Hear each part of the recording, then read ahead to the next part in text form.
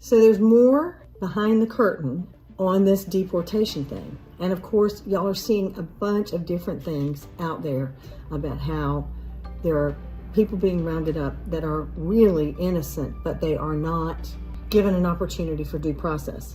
Well, the Supreme Court ruled that they couldn't be sent anywhere. The U.S. has admitted, has said, we made an error in sending this man out because there had been an order called withholding of removal, which means he can be removed. But he was. Another really weird twist in all this is the president of El Salvador. Do y'all remember that? That weird meeting that the president had with the guy from El Salvador. How can I return him to the United States? Like, I smuggle him into the United States, or what do I do? Of course, I'm not going to do it. It's like, the question is preposterous. How can I smuggle a terrorist into the United States? I don't have the power to return him to the United States. And we know that he's not a terrorist. He's been proven innocent. And Donald Trump sitting there, well, yeah, we can't take back a terrorist.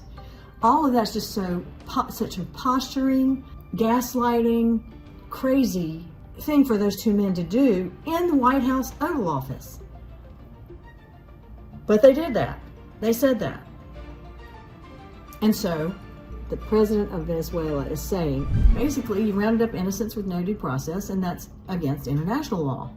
So the president of El Salvador, this is a bigger twist than just the president of El Salvador going to the White House. Now, how does El Salvador come into this? Well, the prison, the maximum security prison, we are paying $14 billion in taxpayer money. I've heard several different figures, 6 billion, 14 billion, either way, whatever we're paying him, we shouldn't be sending them over there. So the prison is in El Salvador. There's yet another twist, but right now the prison in El Salvador is holding people that they are saying are part of the Venezuelan gang. The president of Venezuela is saying they're not, but I want them back. If the United States is not getting them back, I want them back. And so the president of El Salvador said, oh, well, since they're in my country, I'll give them back to you as long as you release the prisoners you're holding from our country who are hardened criminals, who really are clearly guilty. And it's putting the president of Venezuela in a weird place. Now, I'm wondering, and I don't know the answer to this, whether Donald Trump knew this. Why would he pay somebody that much money for people who are innocent? Why would he then have the president of El Salvador in the White House?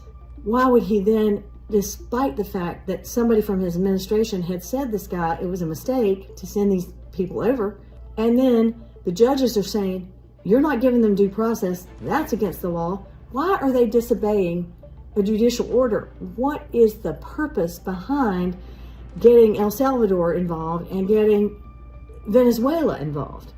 So I found out that President Trump's long game is to destabilize Venezuela because he wants access to the oil. So I knew it had something to do with something similar to Canada and Greenland. There he wants the mineral rights and to drill for oil, and he wants the same in our national parks. He wants access to everything underground because that's what is being required by all the products that people are making, particularly in high tech. So he wants to destabilize the government by somehow partnering with El Salvador and somehow releasing all the El Salvadoran thugs and prisoners in Venezuela. And then Venezuela, the president is pressing charges against the United States. It's all pretty convoluted, but I think it all is continuing to be along the theme of let's get at what's underground and let's get at whatever it is that's going to make us more money. And when I say us, meaning Trump and his closest circle of friends. So that's it. Behind the curtain. Thank you for being here.